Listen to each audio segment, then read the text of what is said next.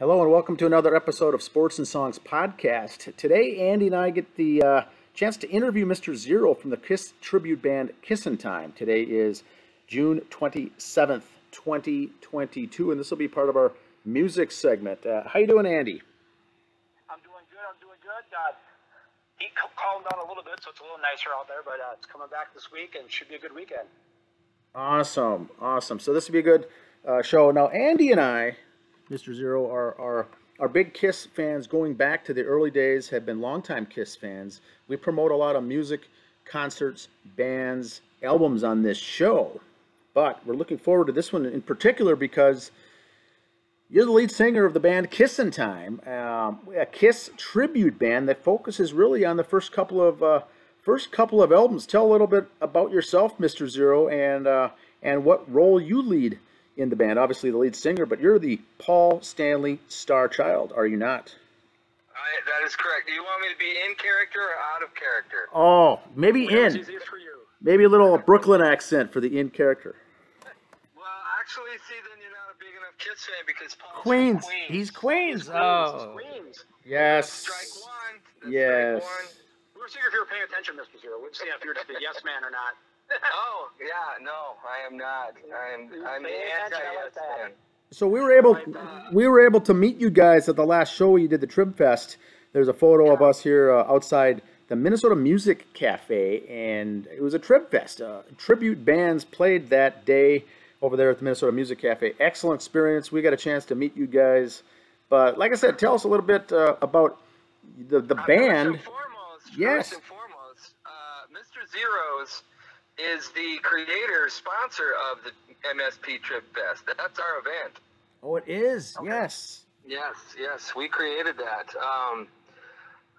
Oddly enough, there's a Duluth Tribute Fest that we tried to get into for years, and somehow we were not able to get in there. So me and my former stage guy, Michael, were throwing around ideas backstage one night, and he says, well, what's stopping us from doing our own? And I said, nothing. So we created the MSP Trib Fest in 2017, I think. No, 2018. And we did the first one in 2019, and then COVID hit. So, all right. So the question was, I'm sorry. The first question is The how you got started with the band, and I know you run the band, but if you can go over the lineup, what kind of music you guys go through, and the origination of how you got involved with the costumes and the whole shebang with Kissin Time specifically. This would be my third Kiss tribute. I did one in the early '80s called Black Diamond in Sioux City, Iowa, and then moved it to Des Moines, and then with different guys, and then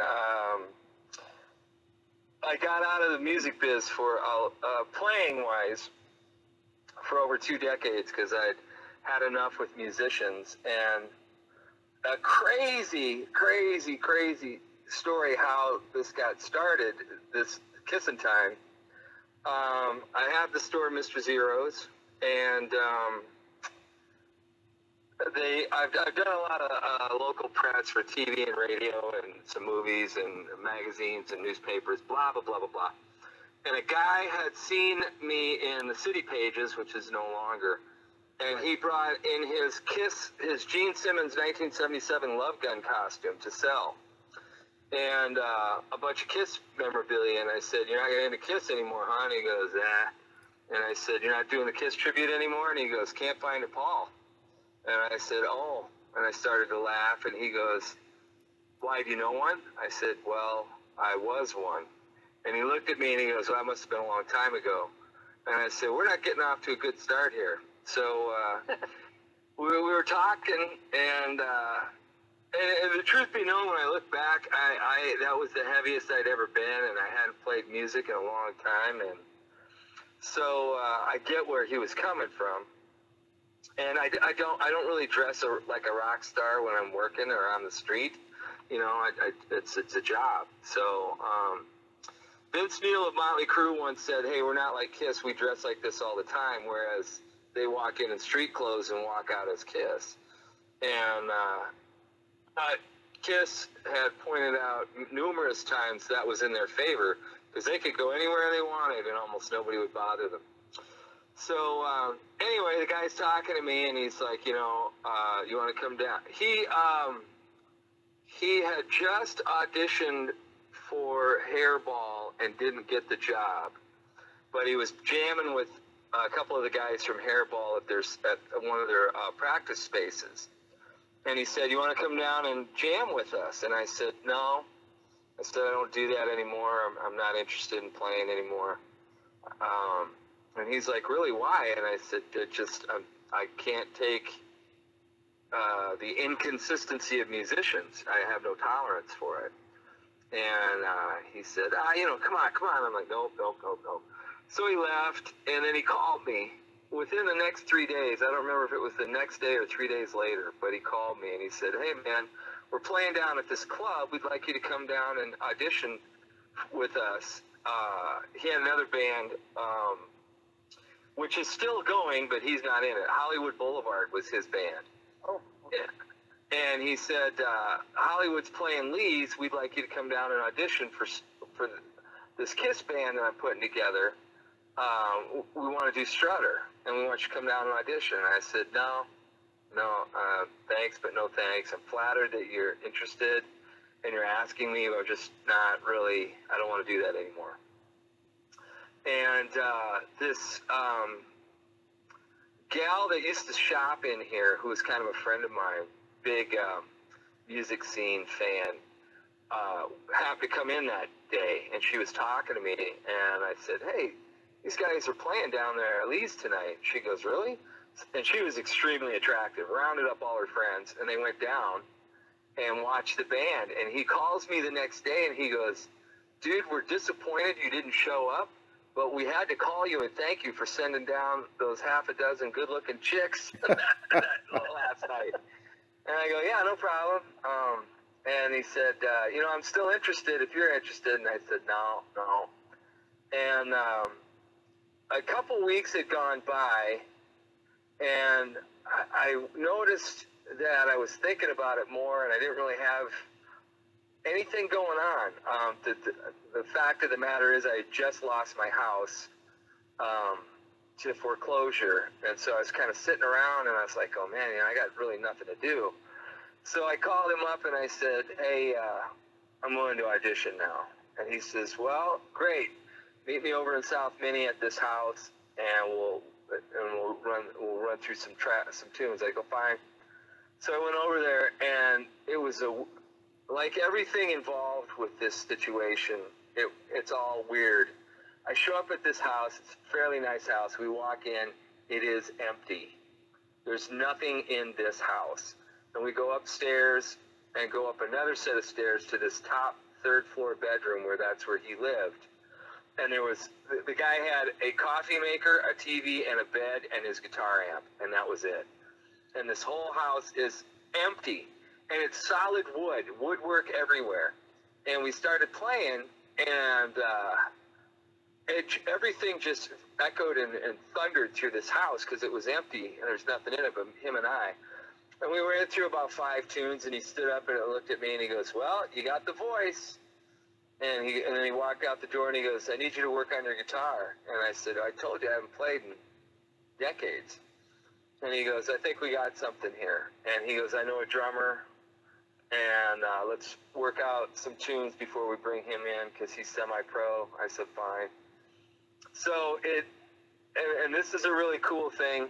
When I was a kid, my mom said to me, I'm from Sioux City, Iowa, but I kind of grew up in Jackson, Mississippi, too.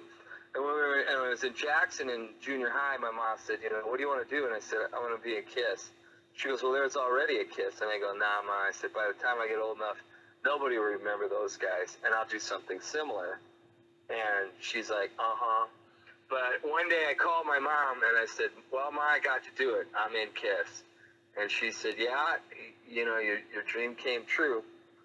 So the cool thing about Kissin Time is it very much followed exactly what Kiss went through, but on a much micro level, and including it was just the Gene and I starting out.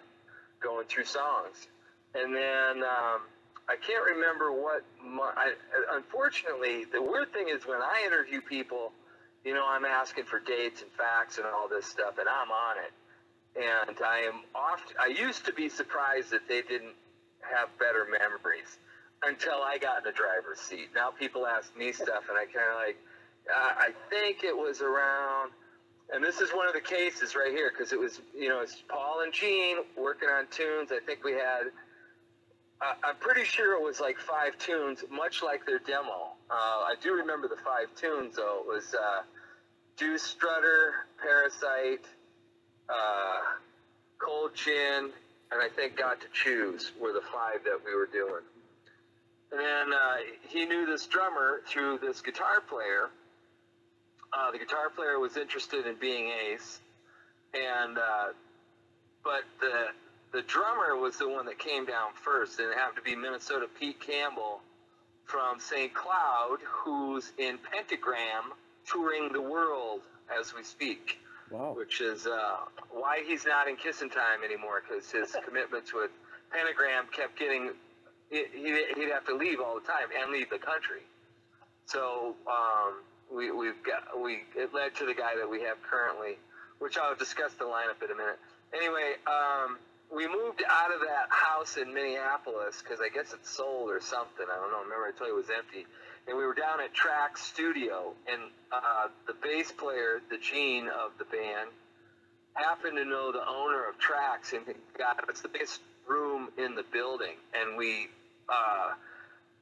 2 of the guys from Hairball were hanging. We were hanging with them more than them hanging with us. We were hanging with them, and it was at a really cool, weird stage for everybody, because Hairball was upgrading their show and casting an awful lot of their costumes and props and wigs. And they said, well, you guys are getting this started. You need some help. Let us help you out. And so Hairball actually contributed to getting this off the ground. Okay. And then one step further, Joe Dandy, who's still in Hairball, came down and helped build a stage in this rehearsal space down at Tracks. We had a stage built there where we started the first part of the Kissin Time stage with the sign and the fake cabinets. Oops, I shouldn't have said that out loud. And that's another great story a little bit later. We had a stage in there, and we started from there. We built the stage, and we practiced on this stage. And then my memory is, before any of that happened, it was really cold out. So I don't know if Minnesota Pete came in late September, October, or early November.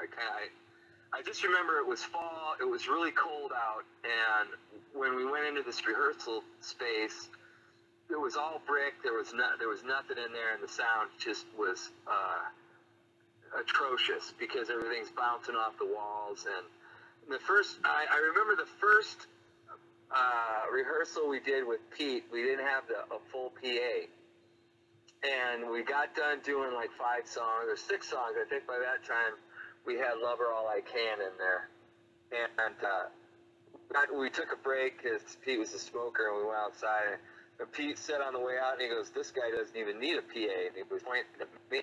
It's like, "That dude's so fucking loud." Oops. There's a podcast. You can edit that out. Yeah, we're live. No, we're not live. It's tape, but Pastor just listens to the sports part, not the music part, so we're okay. Then he was talking about, he's like, man, he goes, "This dude's voice is unbelievable."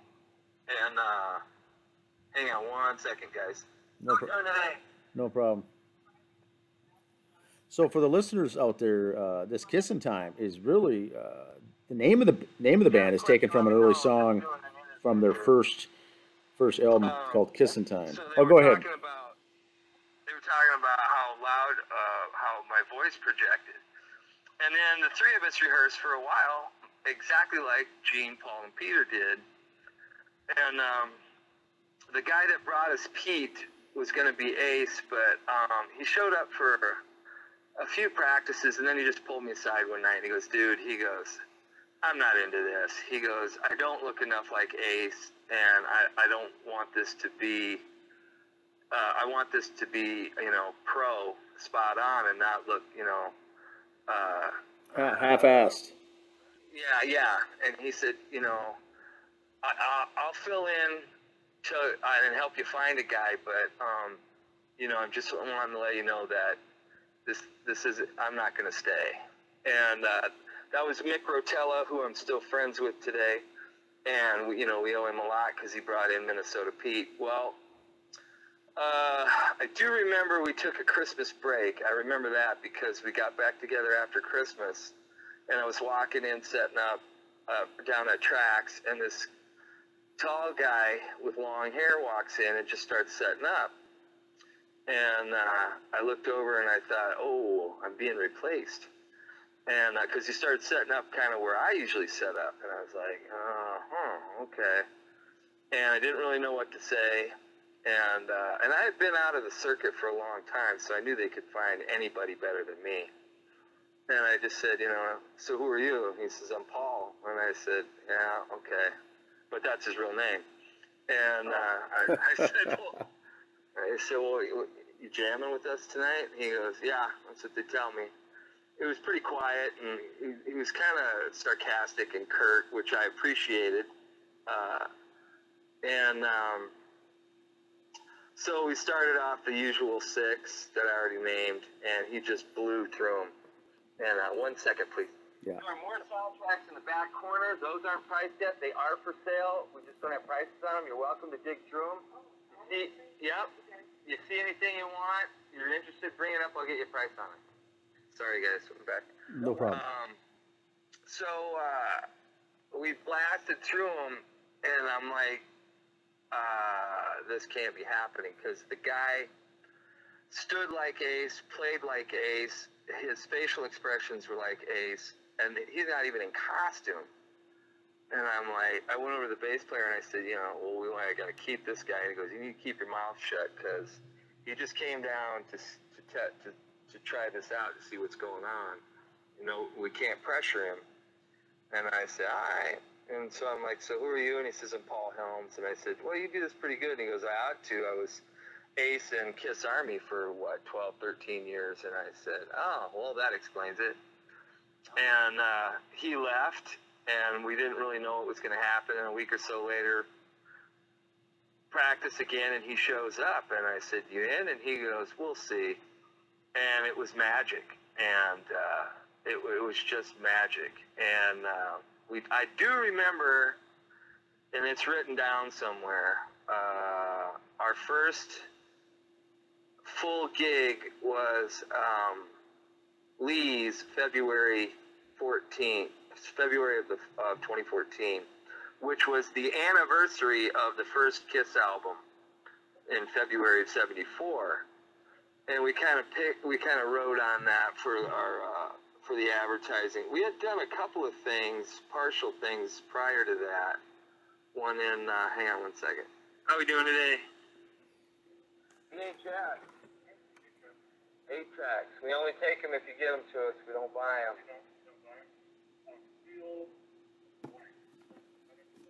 If you want to give them to us, we don't buy them. Okay. Thank you.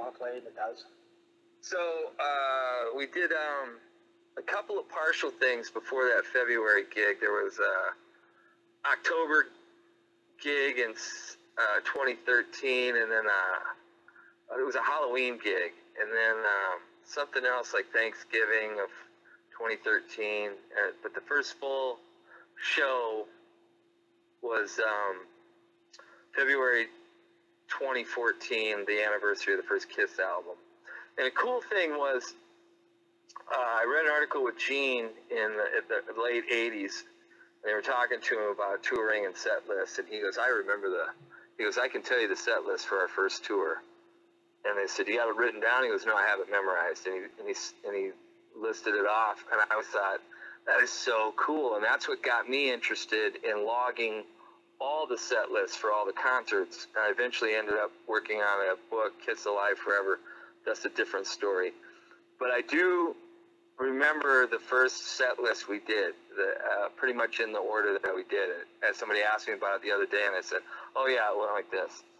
And so we did, the idea was, one second. That's kind of hard to come by because it was vinyl ended in '87 and cassettes were selling then. We've had it, but it's not easy to come by. Yeah. So the idea was the bass player said, look, you know, look at all the Kiss tributes out there. There's Strutter and Kiss Army and Mr. Speed and Hotter Than Hell and Dressed to Kill and Destroyer and, you know, on and on and on. And he goes, and all those guys got big money tied up into their shows.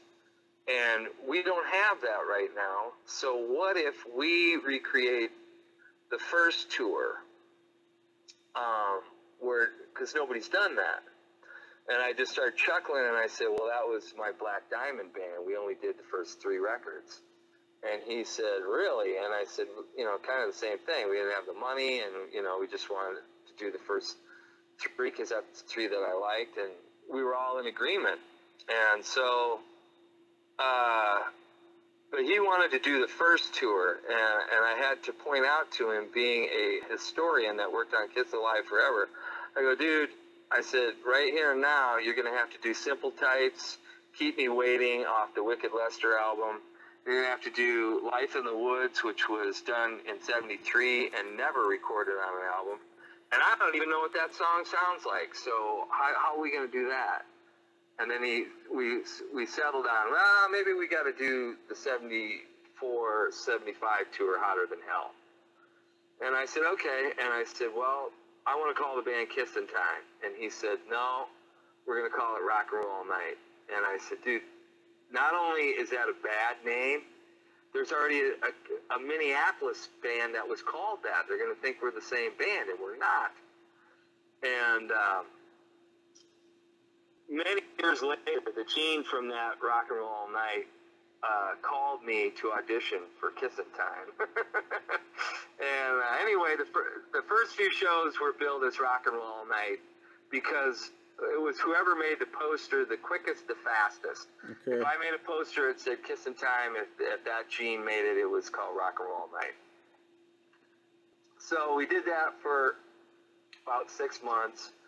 And the ace in the band, Paul Helms, God bless him, he's like a brother to me. He said, you know, I don't want to do this anymore. I've done it for over a decade, and I'm a little burned out on it. And I don't even really want to play music anymore.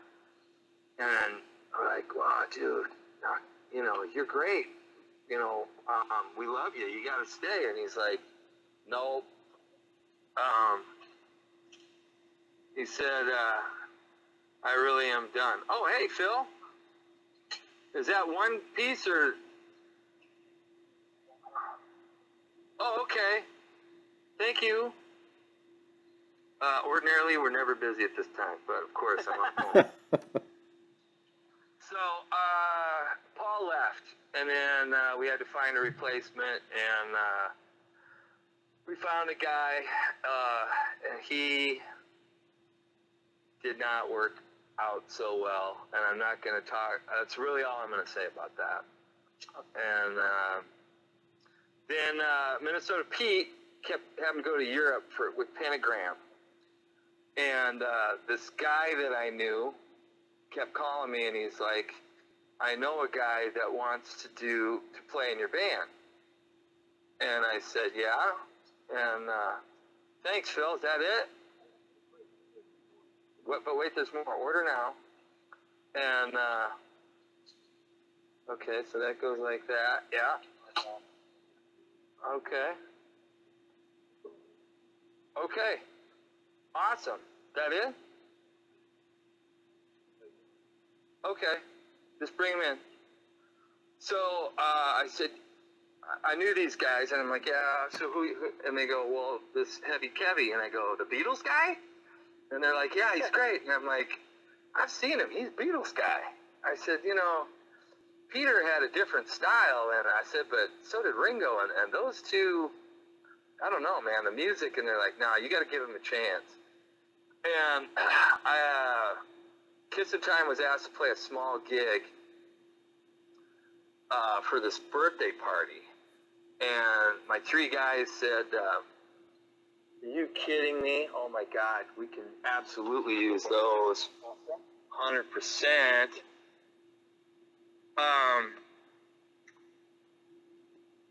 Kissin Time was asked to do this small birthday party, and the other guys said no. But this guy that was trying to get Heavy Kevy in our band said, hey, what if we do a Paul Stanley solo show? And I said, yeah, I'm listening. And he goes, I'll be your bass player. We'll get Kevy on drums. And,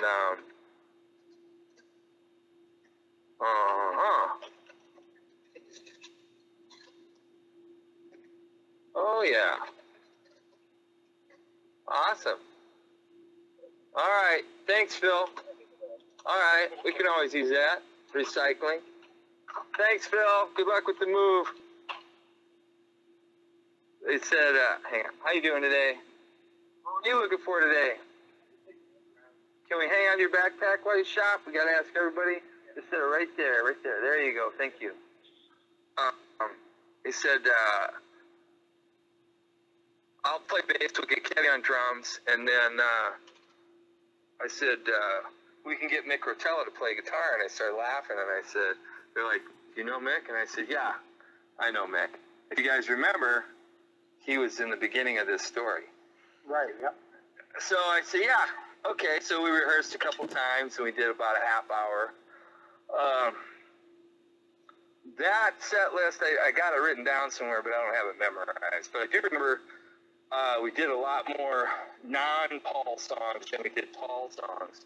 And somebody asked me why, and I said, well, in Kiss, I got to sing the Paul songs. So if I'm not doing a Kiss show, I want to sing the other songs.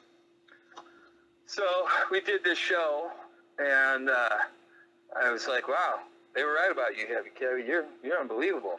And he's like, well, yeah, keep me in mind. If something comes up, okay. Well, a month later, Minnesota Pete had to go to Sweden, so I called Heavy Kevy and said, here's your chance. And by this time, we'd replaced the one ace, and we were on to a guy named Jace Youngs, and who was really great. He looked like Ace. He played like Ace. It was just natural. And that story, crazy story on there, they're all crazy stories. I had a band called Mr. Zero, and they were, the three of them, there was four of us, and the other three were in Capitol Guitars, where this guy walks in, starts playing Ace tunes, walks up to the counter and says, who's this Kissin Time? And they're like, why? And he goes, I'm trying to find him. I want to audition for that band. I heard they need a new guitar player. And my three guys were standing on the other side, and they're like, follow us. So they brought him in, and he walks right up to me, and he goes, I'm your new ace. I said, is that so? He goes, yeah. And I said, when he walked away for a second, I asked my three guys from Mr. Zero, I said, the band, not the store, the band. I said, is he any good? And they're like, dude, he's got the chops. I said, all right. So I went down and auditioned him, and he was great. And we brought him on. We played Rockfest with him, and he was great till he didn't want to do it anymore. The average lifespan of a guy in this band is 2.5 years besides me. I'm the only one that's been there 9 years. Minnesota Pete did 5 years, and Heavy Kevy's going on 5 years. But besides that, it's pretty much me. 2.5 years, and they just kind of burn out. It's a lot of work to do the makeup and the costume upkeep, because you got to fix your costume after every show. And it takes a lot out of you, first of all, to wear a 10, 15-pound costume and a wig and makeup and all that crap. And anyway, we bring the guys down to, what was that place called? I don't know, Profile, maybe something. And the other two guys are like going, I don't know about this guy. That's the Beatles guy. And I said, look, trust me. I just did a gig with him. He's the one. Third song in, they looked at me and they just nodded. And Heavy Kevy took over for Minnesota Pete in about, I think it was December 2017. And And then we kind of alternated between those two guys until Pete eventually left because he got married and had a baby. And then the first bass player, he stuck it out till about a year. He left in October of 2015. And the guitar player we had at the time knew a guy. We brought this guy, Joe Marvelous, in. And it was crazy. Joe was really tall and thin and quiet, never spoke. And somebody said to me one night, he said, hey, your Gene doesn't speak very much. And I said, yeah, about 3 times a night. And while he and I shared the same makeup table, and I told him the story, and he looks at me and he goes, that's being generous. And I said, all right, you got 2 left, 2 sentences left. But when he hit the stage, man, he was Gene. It was awesome. And but Joe had a wife and kid, and he just didn't want to do it. So we brought in Zen McGuire, and Zen was with us for about 2.5 years. Sad but true, Zen's wife was killed, and couldn't continue with the band. Just, you know, life changes. And then we got the guy, which you asked me about lineup. So while I was doing my Paul Stanley solo gig with almost every other band in town, ACT, the Ace Frehley Band, Hollywood Boulevard, Rock Gods, Mad Mike's Funhouse, Rough House, almost a Back Alley, almost every other band, they would have me come out and do this solo show. Well, at Hollywood Boulevard, Gonzo came to me one night, and he's like, you ever needed a fill-in for Gene? And I'm like, nah. But I knew Zen was leaving, so I just kept it in the back of my mind. And pretty close to the same time, Jimmy, Top Jimmy, who we got now, came to me and said, you ever needed a sub for Ace? And I said, nah. But I knew that Jace was going to be leaving soon, because it was that 2.5-year mark. And they both left at about the same time, so I brought him in, and that's the current lineup since November 2020 is Gonzo Simmons as Gene Simmons, Heavy Kevy as Peter Criss since, like I said, December 2017 in that ballpark. And Top Jimmy was like November 2020. And we did a showcase up in Fridley, and my old booking agent, who had booked me with Mr. Zero and Kissin Time, came up to me and he's like, dude, this is the best lineup you've ever had. And I said, well, yeah, then take us back on your roster. And he's like, yeah, I'll think about it. And I said, well, if we're as good as you say we are. Well, he booked us at Hinckley Casino on Sunday, so there you go. There you go. So the thing about why we did, I kind of touched on it the early show, because we didn't have the money for the props, and you can't really do pyro in the small clubs anymore, and you really can't at all, because we have pyro. Yeah, we have pyro, and Gonzo does spit fire, but you know, in some of the places we can't even do confetti or the smoking guitar. They're just like, nope, nope, nope, nope. One place didn't even want us to do the blood spitting during 100,000 Years. And I thought, so you want a Kiss band? What, you just want us to stand there and sing Heaven's on Fire? Is that what you're looking for? You know, Domino and Beth. And I said, you know, you don't want the show? But some places have let us do it all. And we never really know until like about a half hour before we go on what they're going to green light. Because the thing that just struck me as odd was like no confetti. And this hotel we were playing at in Bloomington, there was a band played there. They shot confetti and they used fog, and the fog dampened the confetti, and the confetti soaked into the carpet and ruined the carpet.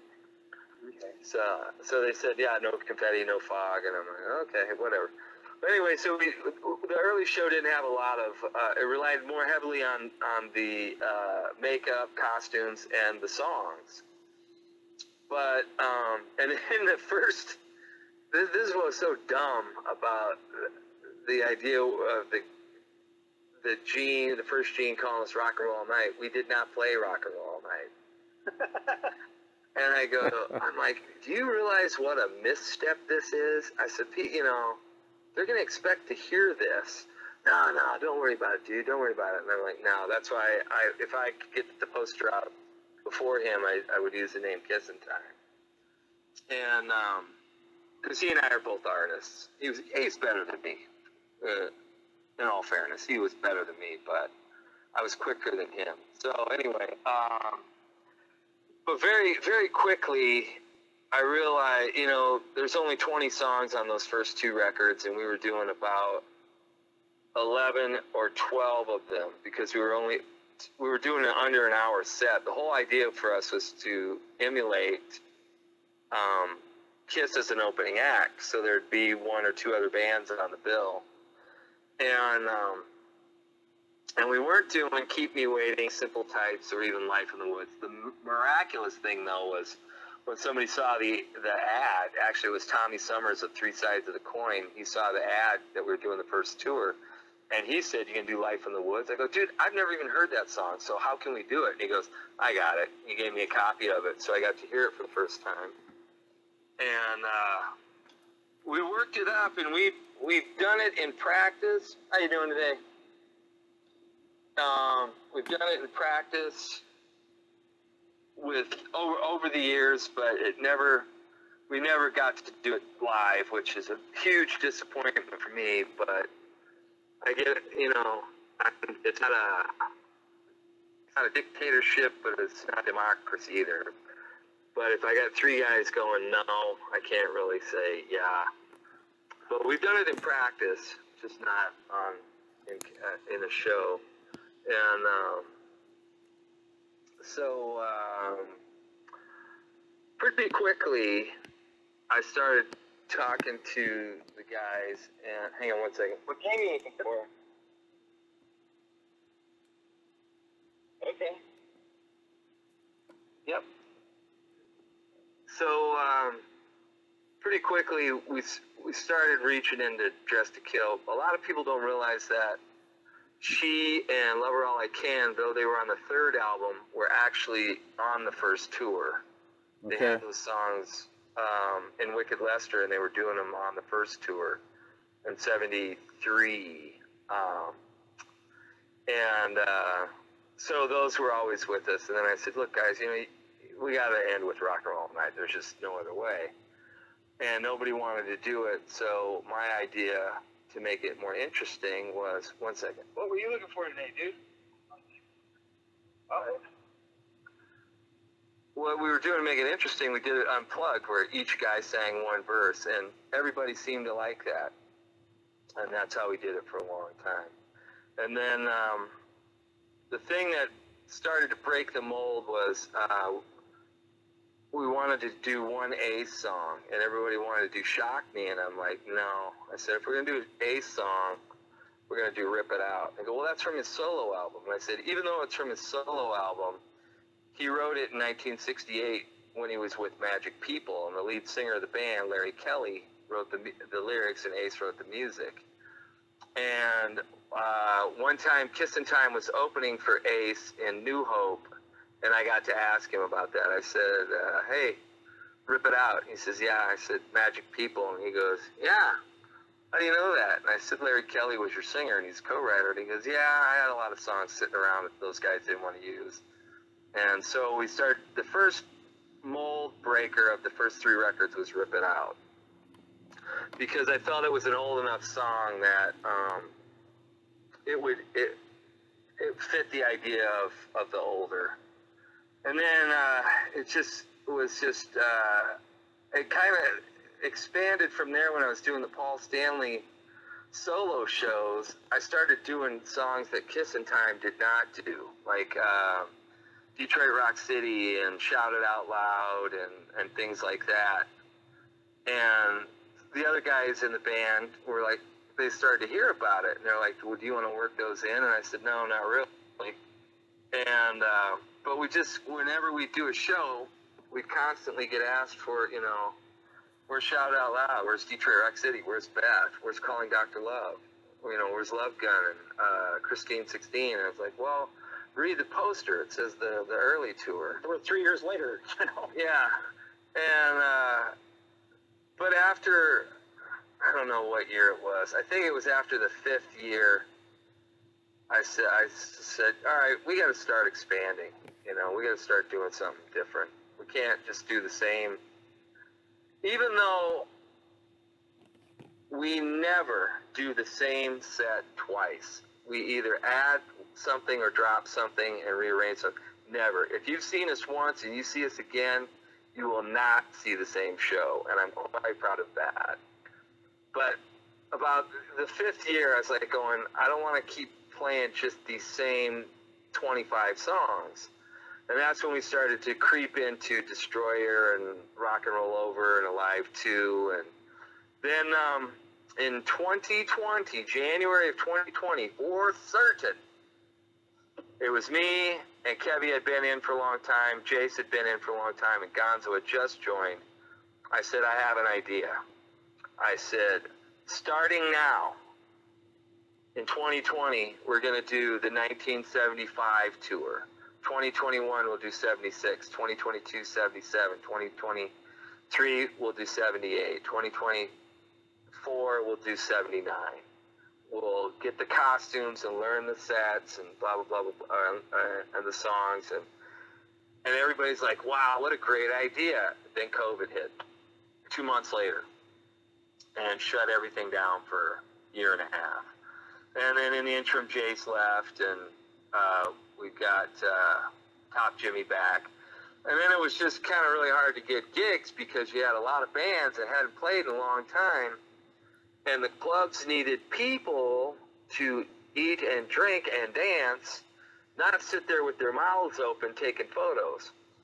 So there were a lot of bands getting booked over us because we weren't what I like to call a variety dance band, like Hollywood Boulevard or Rough House or Rock Gods. And nothing against those guys, because I've played with all of them and I'm still friends with all those guys. But the clubs wanted those types of bands versus the tribute bands, which reinforced me creating the MSP Trib Fest just for tribute bands. And those other variety bands, you know, be like, hey, you know, you ever need a, you know, you ever want a 5th band? I'm like, dude, you got to be, it's a tribute. You got to do one band, and you have to do it well, you know. And there was a band that like drew from like Zeppelin and I can't think of the other band. They did like 50-50. And like, well, we do kind of Zeppelin and this. I said, no, you want to do all Zeppelin? Great. Or the other band. Great. But no, this is a tribute to like the old days of the festivals back in the 70s and 80s where you'd go see 5-6 bands in one day. In Des Moines, it was called the Iowa Jam. And there'd be like 5 bands. And I remember one that I went to had Night Ranger, Accept, Motley Crue, Ozzy Osbourne, and Ted Nugent. And that was kind of my idea. That was kind of my idea, but with tribute bands, because a lot of those bands are broken up or the guys are dead or whatever, you know. And, or weren't touring anymore. You know, Crue said they were done. Mick Mars said, if there's another Motley Crue tour, the tickets are free, and they called him out on it. And, you know, and it's like, where's our free tickets? So anyway, that was the idea. And there was a lot of, we had a Vinnie Vincent in the band for a while. I don't name names, but we had a Vinnie Vincent character in our, not on stage, but in real life. We've had multiple drummers like Kiss did. We've had multiple guitar players like Kiss did. There was a show. Who would be in the history of your band? Who would be the J.J. French who was in Wicked Lester but went on to a different band? Mick Rotella. There you go. Okay. Because Mick went on. Okay. Yeah, he went on to Atomic Playboys, who I did play with. Oh, okay. So there's your J.J. in the band then. Yep. Okay. Yep. Like I said, you know, sometimes when I'm driving long trips, I'll think back to the history of what I've done, and I just start grinning because on a micro scale, I got to experience what Kiss went through. Right. The money wasn't there and the fame wasn't there, but sometimes the recognition was there. I'll tell you, I'm in another band called Bang Gang. It's a Tommy Bolin tribute. And I did a show on May 29th in Somerset with Bang Gang. And when I walked off the stage and I sat down, the band that came up after us, who were they? Outlaw Saint. Guitar player goes, "Hey, we got Star Child in the audience tonight. Let's give him a round of applause." And I'm like, and people like looking around, because I wasn't in my costume, you know. Yep. And then after the show, I go, "How do you know me?"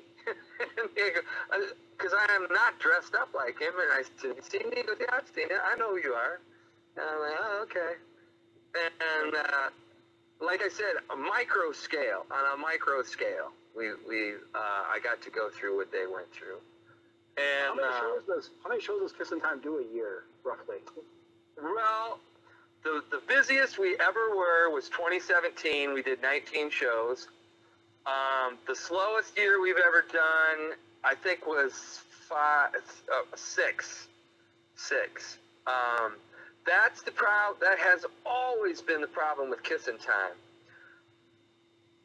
Guys that are in Kissin Time always have another band that they're playing regularly with. And so it gets hard to book the shows. It's hard for a couple reasons. Like I said, we're not a dance, Guns N' Roses, Bon Jovi, Def Leppard dance band, so they tend to shy away from us. We like to play shows with one or two other bands, and that they tend to steer away from us. But the other thing is, I notice with the guys, the more we play, the shorter their stint in the band becomes, and because it's so much work. Like Joe Marvelous, Joe left and came back. He left for a couple years and came back, and I love Joe, but Joe's passion is his original band called A River High. It's kind of a Christian rock thing. And when Joe was leaving the second time, I'm like, "Joe, why do you want to go?" And he goes, "Same reason I left the first time, dude." He goes, "The costume and the makeup is 2 hours to do a 90-minute show. It takes us longer to get ready than to do the show. And then we got to take all this stuff off." And he said, and I go, "Is it about the money, Joe?" And he goes, "I don't even know if we got paid way more than we do now, if that would offset it. Because he goes, the thing that he really didn't like was the 2 hours to get ready." But the weird thing was, Joe was one of the few guys that loved to practice. "Joe, you want to practice Thursday?" "Yeah, I'm there." He loved playing the tunes. If he did the on-makeup tour, he'd be all in.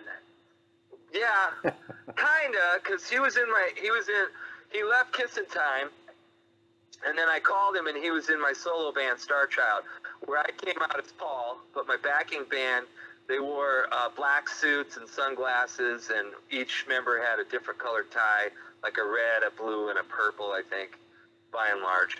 And then we just did a bunch of Kiss tunes, and in the tradition of true Paul Stanley solo shows, ended with a cover tune or several cover tunes. Paul always liked to end with Led Zeppelin, and I tended to end it with Tommy Bolin because I'm from his neighborhood and I worked for his brother and the Tommy Bolin estate. And I call my bass player, Star Child, man, it was a revolving door of guys. They might do, if they did 3 shows in a row, I was lucky. And I called Joe and I said, "Hey, I need a bass player for this show coming up. Are you interested?" He goes, "Yeah, I'll do one show." And Joe stuck around for a while. And he's like, "Yeah, it's cool. you know, I don't know. He goes, my wife and daughter, my original band, I don't know if I got the time. And then I called him and I said, Joe, I need you to do this Kissin Time show. It was a Halloween show in Minneapolis. And he's like, you know, I don't want to do it, but I'm not going to let you down. And so he came back and he did great. And I love playing with him, but he's just, you know, after a while, it's like, I don't like 2 hours getting ready for an hour and a half show. And you can't change that. And now we're based out here in the West Metro in Carver County. Do you guys ever play like Medina or anything out west here at all? We haven't played Medina. I have contacted them many times, and they tend to book the national Kiss tributes like Strutter or Kiss Army, those national ones. And by the way, I have been called upon to sub for those nationals. So yeah, I was flattered by that. I remember when I got the call, and they said, you know, we need a Paul for this one show in Boston. And I go, yeah. And they said, we looked over your pictures, we watched your videos, your recording, and yeah, you're pretty good. They said, you know, you definitely will work for this one show, maybe more down the road. And I said, yeah, I'm in, let's go. And the problem there, yes, that is what gave me the idea to do the different tour every year, because I had to learn all these rock and roll over Love Gun tunes and Dynasty tunes for Kiss Army. And I was telling the guys in Kissin Time about this, and I'm like, yeah, I'm learning all these new tunes. And they're like, yeah? And I go, yeah. And I said, what do you guys think about it? And I said, well, you know, the idea is the early tour. And I said, yeah, I know. And so, fine, I'll just keep doing them in Star Child. And so, and that's kind of, I would do newer songs in Star Child, and then they'd see it, and they're like, well, why don't we start doing it then? On the west side, we played, man, it was way southwest. They had a bar in front and a bowling alley in the back. I can't think of it, and I was always mispronouncing the name. And we've done St. Cloud. Our first live album was recorded in St. Cloud. We used to have a residency at Lee's before they tore it down. Fridley, we played Fridley, I don't know how many times, you know. Is that Ziggy's down there, or 47s or whatever? 47, Route 47. Yep. Yeah. I'd say 10 times at Route 47, probably. There's just not a lot of places west. The thing you got to remember for us, in addition to what I've already covered, you know, set lists and people eating and drinking and dancing, there's got to be enough room. Right. We're not just going to, I am not just going to go up there and make the costumes and crank out, you know, I Was Made for Loving You and Love Gun. We've got the whole show, and now this year, I don't know how we're going to do this, but we fit it all in one van until earlier this year. A lot of our gear was stolen out of the warehouse. So again, micro scale, I got to live what Kiss did, because in '70 they got their loft broken into and all their gear was stolen. And they talked about it frequently, and I never thought much of it till it happened to me. And then when it happens to you, it's like, oh yeah, now I get it. So our gear, a lot of our gear got stolen in the first part of this year, and we started replacing some of it. And now it's going to take 2 vans to get the show there. And I'm like going, boy, that's that much more work, but it looks that much more cool. There's certain places that we just can't fit into, you know. And we played Baselacks one time. It was really hard. 2 reasons. It was in December, and their dressing room isn't heated, so we had to heat up our makeup to get it on our face. We had to. There's 2 Well, I'm not giving away the secrets, but there's two ways to do it. And for all you other guys who want to ride on my coattails, you start your own band. Figure it out yourself. There's two ways to heat it up. Google it. Yeah, Google it. There's two ways to do it, and we did it one way at Lee's because their heat went out, and we did a different way at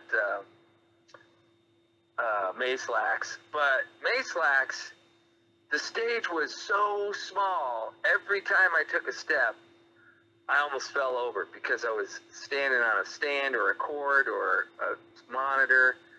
And it isn't that I wouldn't play Mayslax again because we were scheduled to 2 times after that, but in all honesty, somebody screwed it up for us, and that's why they didn't have us back. But the stage was really not big enough to hold us.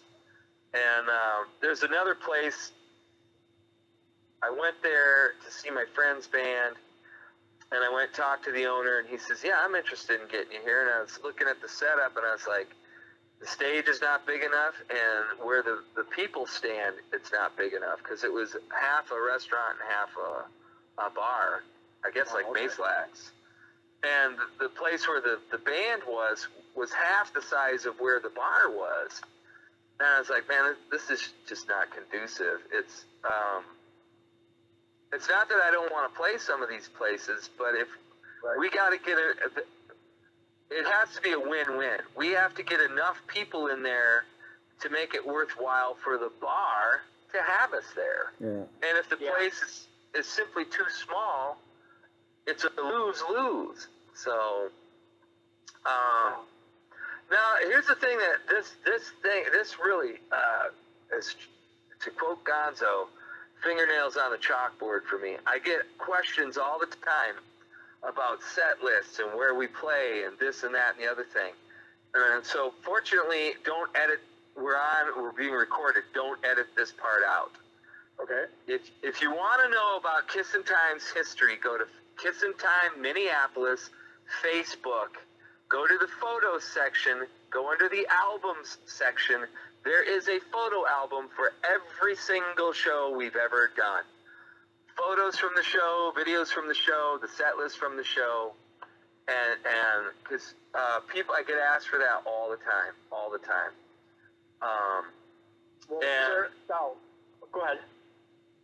So what I was gonna say is your Facebook page is a great page. I love that. And you got your shop there. Do you advertise? Do people come into your shop looking? Also, is that a place to contact you if they want the band to play? Is coming to the shop? Oh yeah, all the time, all the time. There was a guy in here last week. He was buying something, and he said, I said thank you, and he said no, thank you, and I looked at him, and well, dude, you're giving me money, and I'm giving you product, thank you for. And he goes like, I know who you are, and I said, yeah, and he goes, yeah, if you want to thank me, come down and jam with my band, and I go, who do you think I am? He goes, you're the guy in Kissin Time. And I go, oh, okay, yeah. And so, yeah, people can find me here. That's it. The weird thing about Mr. Zeros is there's a lot of Kiss merchandise in here. And the reason for that is every time we do a show, it's sponsored by Mr. Zeros. And people would show up with truckloads of Kiss merchandise that they wanted to get rid of. And, yeah, truckloads. And in the beginning, it was great. Yeah, we'll buy this. But after year 5, 6, 7, it's like, guys, if you want to give us this, we'll take it. But we've got so much of this. And for the,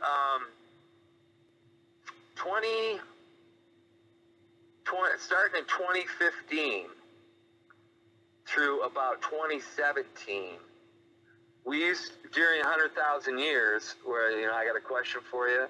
I got a question for the wild people over here. I used to throw Kiss merchandise into the crowd during that section because we had so much of it and we couldn't sell it at the store. And Probably Buckethead does throwing toys out to the crowd, Yeah.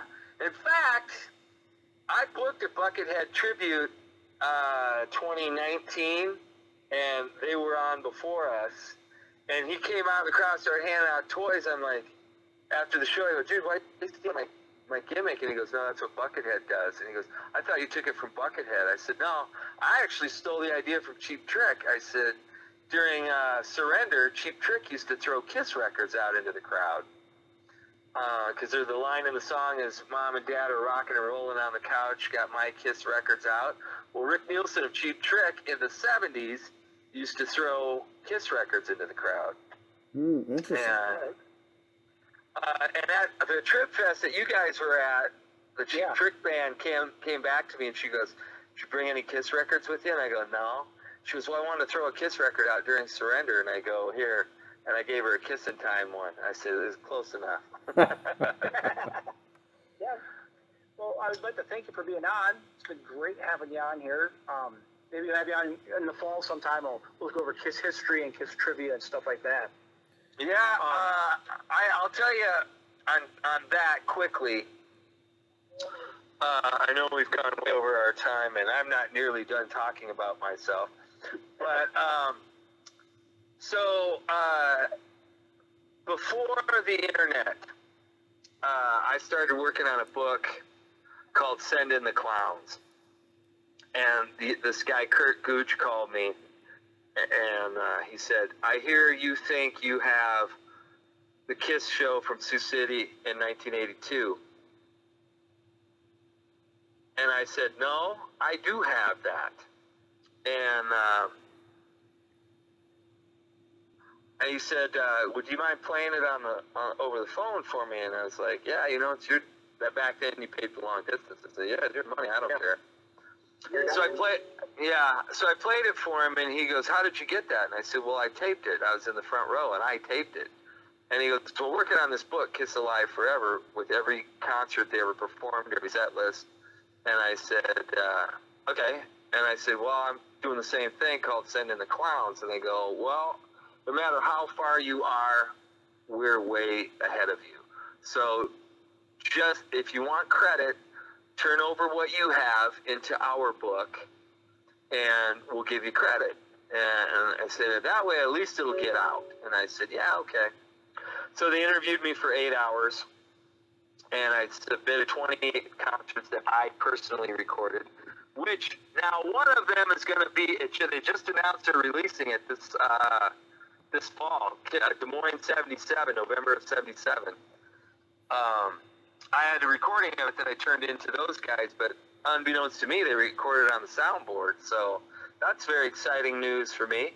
The book comes out, and it didn't do too well. So Kurt had this idea to re-release the CDs, and he did a round table of 25 guys, just like this, called them on a phone conference call. And I was number 24 of 25. So I am not claiming that I'm the expert. I'm claiming at the time, I was at the bottom of the list. And he comes around and he says, what do you think about reissuing the CDs? And I said, worst idea you've ever had. And he goes, and he was kind of offended. Oh, really? I said, yeah. I said, no Kiss fan wants to buy these a third time. I said, if you want to release something, do a DVD for every 2 albums, for the first 2, the third and fourth, fifth, sixth. Put a DVD out, and if you want to include a CD as a bonus, go ahead. But nobody's going to buy another round of CDs. And he says, that's the greatest thing I've ever heard. So he went back to the number 23 through 1 and said, what do you think? And they're like, that's the best idea ever.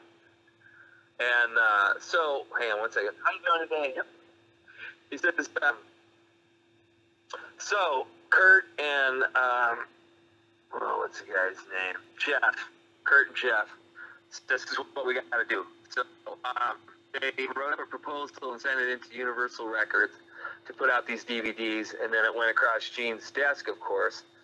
And Gene calls up Kurt and says, there is no way you are going to put out any of my catalog.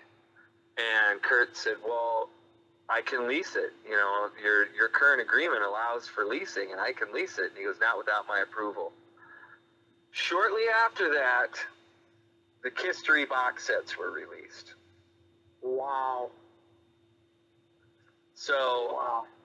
And now if I was going to make up something, it would be better than that. But the Kiss 3 box sets were initially my idea. That Kurt took to Gene, and Gene put them out himself.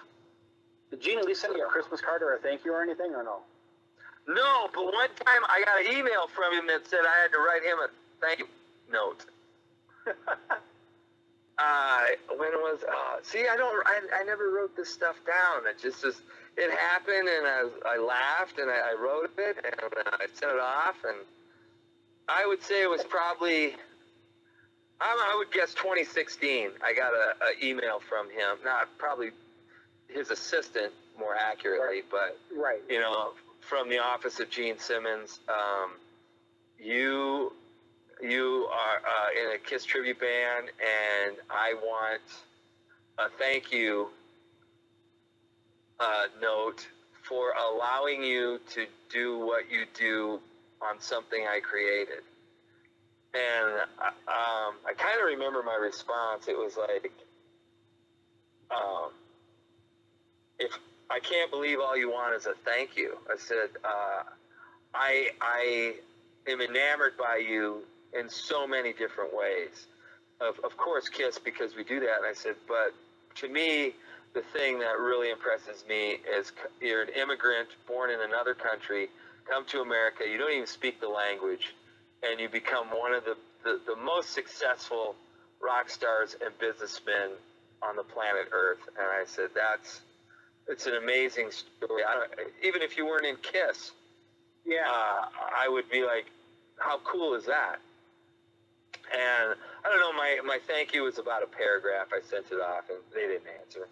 But no,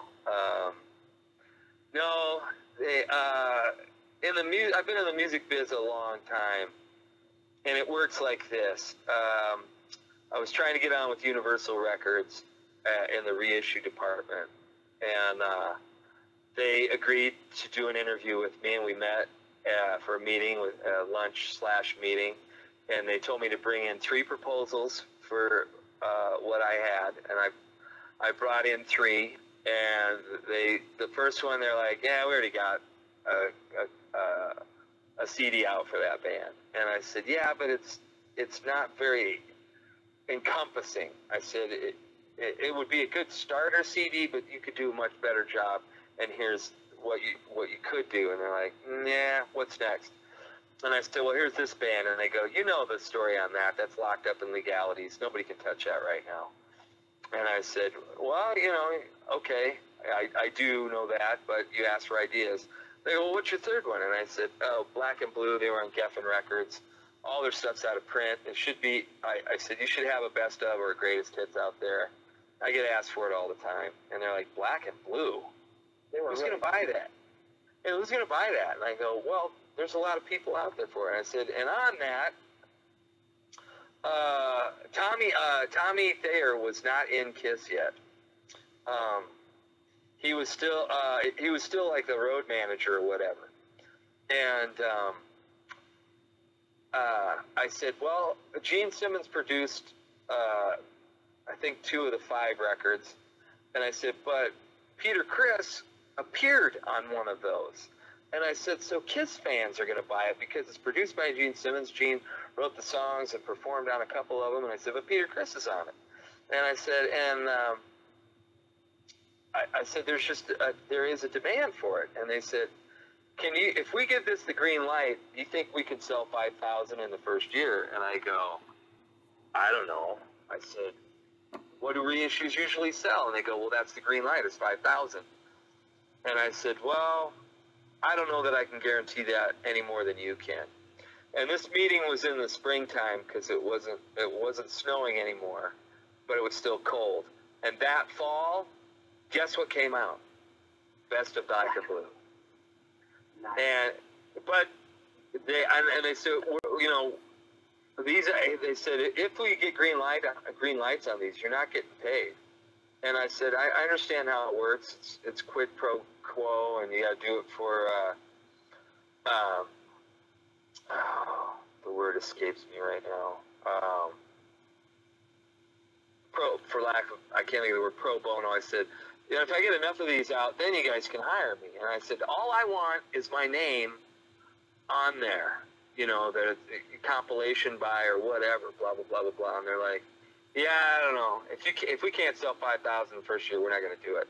Boom. 6 months later, it was out. So, your name on and there? Nope. I called Jason and I go, he wouldn't answer the phone. I left him a message. Jason, I saw you put out the bag of black and blue.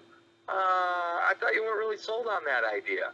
And he never called me back. So that's how it works, man. No, everybody's out there stealing from everybody else. And Yep. Robert Plant said this. He goes, everybody steals from everybody else. The problem is if you become famous, then they catch you. Yep. Well, I'd like to thank you for your time today, Mr. Zero. Yes, thank you. No problem. Lots of information. We'd love to have you on again. Like on the floor, we'll go over more history and stuff like that. Yeah. And we'll set them up. Any other plugs for the store or the bands you want to give out one last time? Yes. Websites or Facebook pages? 100%. Mr. Zero's in Roseville, 55113. We've been here 13 years. We sell records and CDs, Nintendo and Sega, VHS and DVDs, and toys in the package. You can go, there is Mr. Zero's website that you can go to for information. We don't sell on the website. You got to come to the store. Kissin Time, Minneapolis on Facebook. Go to the events. You can see our upcoming shows. We have a show this Sunday, July 3rd in Hinckley, Minnesota at the casino. We're doing 3 sets. We don't really do that. This might be the second or third time in our history to do 3 sets. And they're all different. No repeats. So you're not going to hear Rock and Roll All Night 3 times. You can, if you, like I said, if you want to know about past shows and songs we've done, go to the photo album and the Facebook for Kissin Time. Mr. Zero's, you can find him on everything. YouTube, Instagram, Pinterest, MySpace, Twitter, Tumblr, Facebook. I probably forgot one. We have our own website, of course. Also, I write a monthly music column for Rosevillepatch.com. It's going to be published any day now called Shock Value, where there's a brief section on Kiss there. But if you want to read excerpts from my book that has not been released, Send in the Clowns, go to Rosevillepatch.com under Mr. Zero's /Kiss. There's somewhere between 7 and 11 articles on Kiss from my book that I haven't finished yet. I also do a weekly column for TwinCitiesBuzz.com, and I'm down to 1 radio show now, Sundays, 7:30 a.m.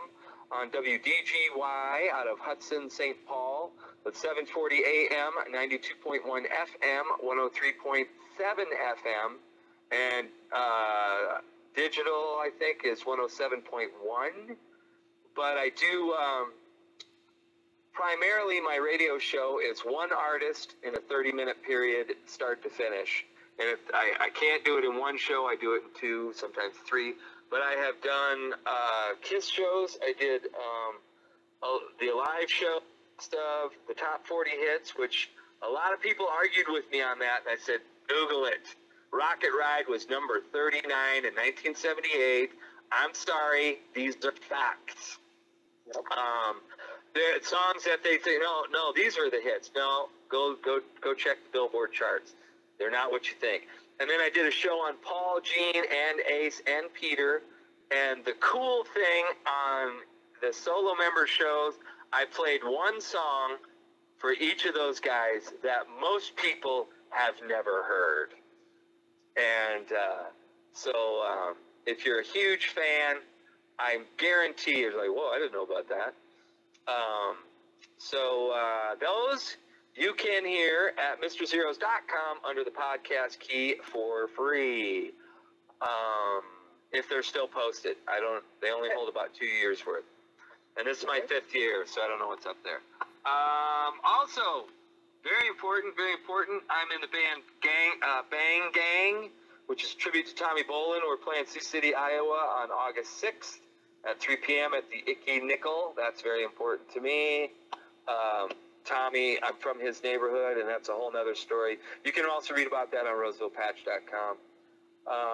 So I would love a copy of this because a guy was talking to me today about being in the entertainment biz, and I said, he goes, do you ever watch your own movies or the shows? And I said, loosely, because if it's a 30-minute segment, I want to know what they used. I want to hear what they used. Because I just did a guest spot on a radio show in March, and I finally got a copy of it because I wanted to hear what they used of my interview, and it wasn't much. Interesting. We'll use all of it. We want to make it a two-parter, but we're using all of it, so I'll tell you that right now. So.